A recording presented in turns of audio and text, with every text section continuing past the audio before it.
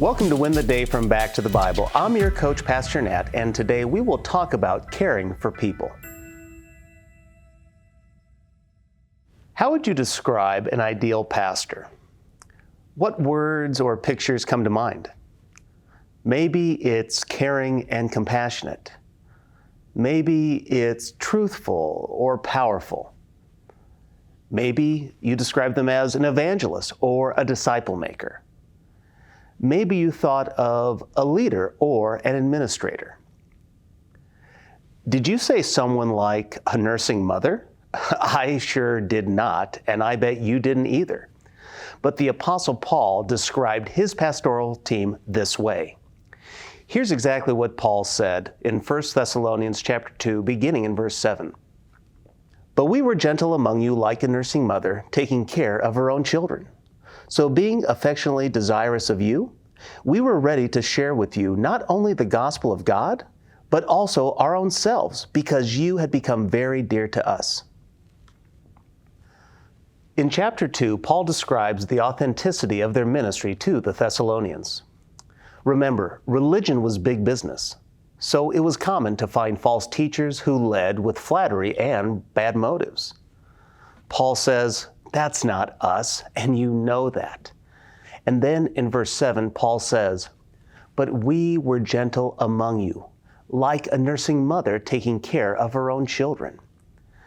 Now, when I think of Paul, this is not the first picture I think of. I also don't really think of him like Peter, who was a bit of a steamroller. But I guess I just don't think of a nursing mother laced with gentleness when I think of Paul. But Paul says, we. Well, who is he talking about? He's talking about himself, Timothy, and Silas. He says, we were gentle. We were caring for you like a nursing mother. Paul was a spiritual parent to the churches he planted. Yes, he was truthful. Yes, he was a leader. And yes, he was an evangelist. He was smart, but he was also a pastor. Pastors are called to care for the sheep. They have a burden for their spiritual children. Now, you may know this, but we have 3 boys. And I know the range of emotions and energy required to raise them. My wife has a heart that aches for their best. This is what a pastor is called to do, to care for the sheep. Now, sometimes this requires tough love. But through it all, it's to be wrapped in gentleness. This is why Paul continues in verse 8. So being affectionately desirous of you, we were ready to share with you not only the gospel of God, but also our own selves, because you had become very dear to us.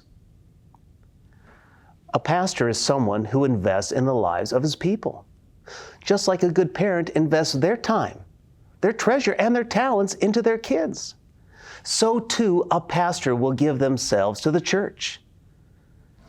We would agree that turning a child over to a TV or a tablet is easy, but that's not good parenting. If a pastor is not with their sheep, investing their time, their treasure, and their talents, they are likely disconnected and more like a cousin twice removed. Now, I recognize that the majority of us here today are not pastors, but I can guarantee there are people who are our own spiritual children. There are people in our lives that we care for greatly. We want their spiritual health nurtured. So here's my challenge for you today. Identify your sheep. Who are the people that you care for and want to see them grow into spiritual adults? Identify those people and begin to care for them like a nursing mother would care for their own child. Now, there are many ways to care for those people. So identify the people and begin to actively care for them today. When we gently invest in the sheep, that is when we will win the day.